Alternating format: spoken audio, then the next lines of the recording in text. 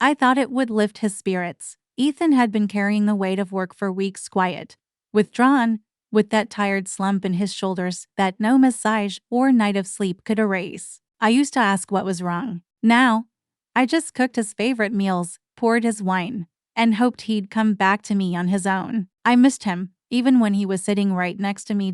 So I planned a little gathering. Nothing fancy, just a cozy night with our closest friends, old college buddies, my sister and her fiancé, Ethan's coworker Sam and his wife. The house felt warm again, like it used to before everything turned heavy. I put on the playlist we both loved, set out candles, and told myself, tonight's the night we laugh again. And we did. At first, everything felt light and easy. Ethan actually smiled when I brought out the homemade whiskey cake he liked, and he laughed when someone brought up our disastrous honeymoon flight delay. I felt a flicker of hope. He was still in there. We just had to keep the mood going.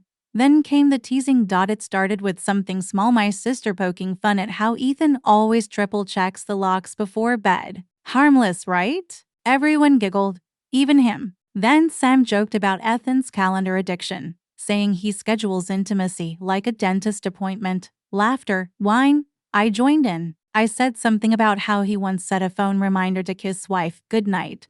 It got a good laugh. People clapped, but Ethan's eyes didn't match his smile. I saw it. Just for a second. That flicker of something beneath the surface, tension, embarrassment, maybe even hurt. But I looked away. I told myself, it's nothing. He knows we're just playing. He got up soon after, said he needed to grab something from the bedroom. I figured he'd be back. I figured wrong. I didn't go after him. I was too busy refilling glasses, laughing with my sister, feeling proud of the little spark I thought I'd brought back to life. I kept glancing at the hallway, expecting to see him return with that sheepish smile he gives when he needs a breather. But he didn't come back. And still, I stayed in the moment, because I thought I had time, because I thought love could stretch and bend and absorb a little. Teasing, because I didn't think one small moment could be the start of the unraveling. I should have known better. The party eased into that mellow, end-of-night softness, the kind where the music is low, shoes are off, and conversations turn quieter, more sentimental. Someone was reminiscing about college road trips. Someone else was half asleep on our couch, hugging a throw pillow like a child. And that's when I realized Ethan still wasn't back. At first, it didn't register as anything serious. Maybe he was checking emails. Maybe he'd gotten tired and was lying down. I slipped away from the laughter and headed down the hallway, fully expecting to find him sitting at the edge of the bed, loosening his shoulders the way he always did after long days. But the bedroom was empty. No Ethan, no clothes changed, no faint sound of a faucet running. I checked the bathroom. Nothing. Checked the back door, just in case he'd step outside for air. Still nothing. A small, ridiculous panic rose in me, one that I immediately smothered with rationalizations. He probably just stepped out for a drive. He needed space. He didn't want to make a scene. But then I saw it. The entry table by the door. His keys weren't there. Neither was his wallet. Neither was his phone. My pulse fluttered. Just for a moment. Not loud. Not dramatic. Just an uncomfortable tightening beneath my ribs, like a warning light, flashing once. The door was locked from the inside, which meant I hadn't heard him leave, which meant he'd slipped away in silence. On a night I thought I had under control, I went back to the living room before anyone could notice I was gone, forced a smile that hurt my jaw, laughed at a joke I didn't actually hear, because what was I going to do? Announce he'd vanished? Turn a warm night into a spectacle? Accuse him of what? Exactly? Being tired of us? So I waited until everyone left. Until the last hug was exchanged. Until my sister said, "He seemed quiet tonight.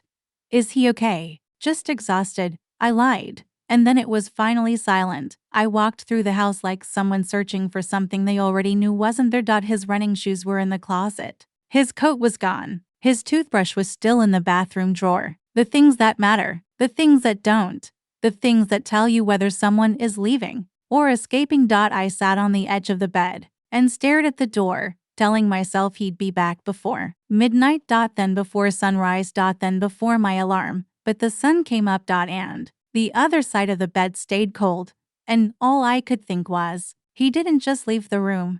He left me. Morning light had never felt this cruel. It spilled across the empty side of the bed like truth made visible, unapologetic, undeniable. His pillow was untouched. The faint imprint of my own body felt accusatory, like I'd been sleeping beside a ghost. I checked my phone the moment my eyes opened. Nothing. I checked again. Still nothing. My hands were shaking by the time I went to the kitchen. I made coffee I didn't drink. I called his phone. Straight to voicemail. I called again. Straight to voicemail. And then, 10 minutes later, his name lit up my screen. Just a message. No call. For short sentences, please don't call. I'm safe. I just need distance from being laughed at in the one place I thought I was protected. I'm tired of being the quiet joke in my own home. Please let me go. I read it once, then again, then again. I sat on the kitchen floor, back against the cabinet, his words burning through every memory I thought was harmless. I wanted to scream, to defend myself, to say, it was just teasing. Everyone does it. But the truth hit harder than the silence. It wasn't just last night. It was the years before it. The casual jabs, the harmless jokes, the moments I dismissed because it didn't explode, because he never fought back, because I equated quiet with okay. He didn't leave in rage. He left in exhaustion. I typed his name, deleted it, typed again, deleted again. What apology exists for a pain you only recognized once it was already too late? By noon, I had called him 17 times. By 5 p.m., I stopped trying, not because I accepted it, but because I felt, for the first time, what it was like to be on the outside of his peace. 2 days later, I heard the sound of a truck outside, not a visit, a retrieval. Through the window, I saw movers, strangers, stepping out of a rental van. One of them held a clipboard. The other carried folded cardboard boxes. Like this was already a plan. Like this was scheduled. Like my panic had no vote in any of it. And then, Ethan, not looking at the house, not looking for me. Just walking straight to the door he used to open with his shoulder when his hands were full of groceries. He didn't ring. He didn't pause.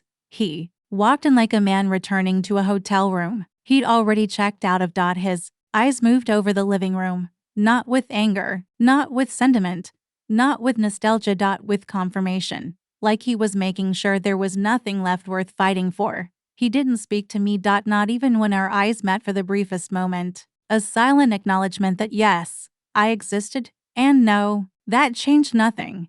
He walked into our bedroom. I didn't follow him. I stood in the hallway, frozen, listening to the sound of his life being removed in soft, efficient motions, hanger sliding, drawers opening, a zipper, footsteps, no sighs, no hesitation, no emotion loud enough to hold on to. Later, a friend called. She had been at the party. Her voice was quiet when she said, I saw his face that night. I knew something snapped. He whispered to Sam before leaving, this doesn't feel like my home anymore. I sank onto the floor as the last box was carried out. Not because he left, but because I finally understood. He didn't leave suddenly. He had been leaving for a long time. I just never turned around to see it happen.